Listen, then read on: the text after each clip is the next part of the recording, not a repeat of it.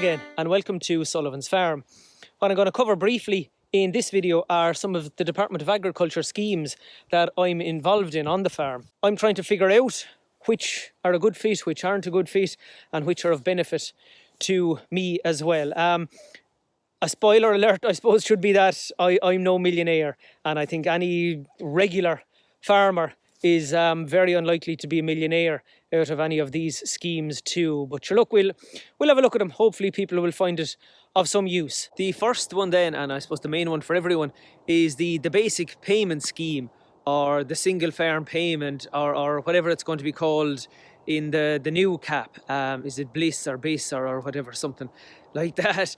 They're great people, in fairness, for rebranding what's essentially the same thing over and over again. But look, maybe it helps them pass the time. But anyway, we started farming again in 2015 on naked land. So there was no entitlements, no basic payment, nothing like that.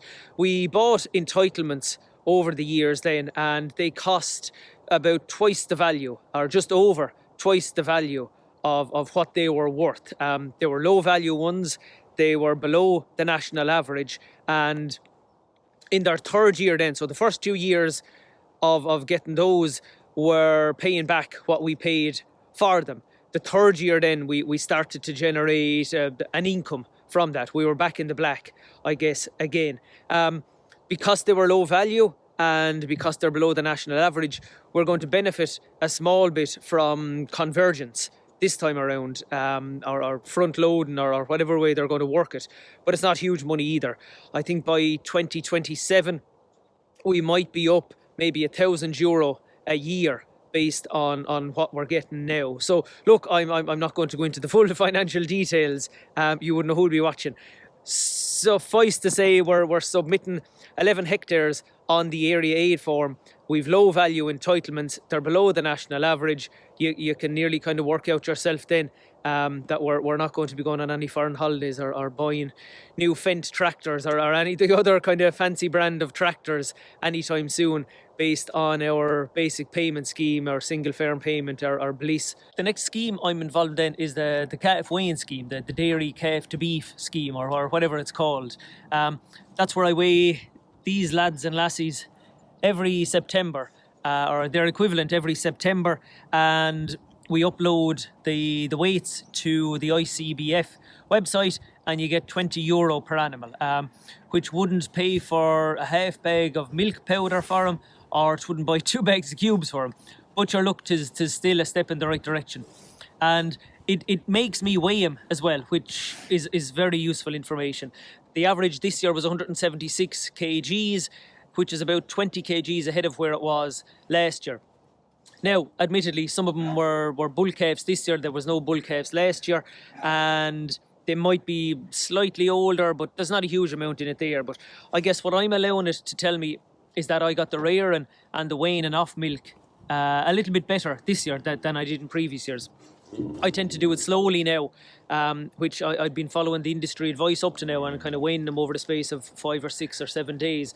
Whereas now I do it over the space of a few weeks and gradually reduce the milk, which means they naturally eat the meal and the cubes inside in the shed a little bit more before they come out into the field.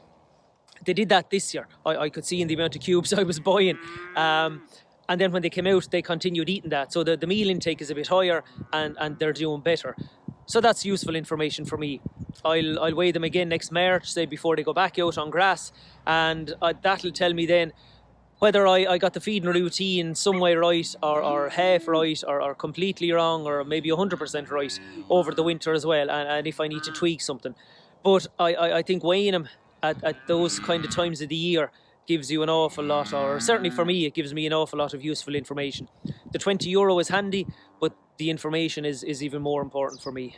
The only other scheme then that I applied for and was approved for in 2022 was the Fodder support scheme. That's where you get €100 per hectare for silage or hay.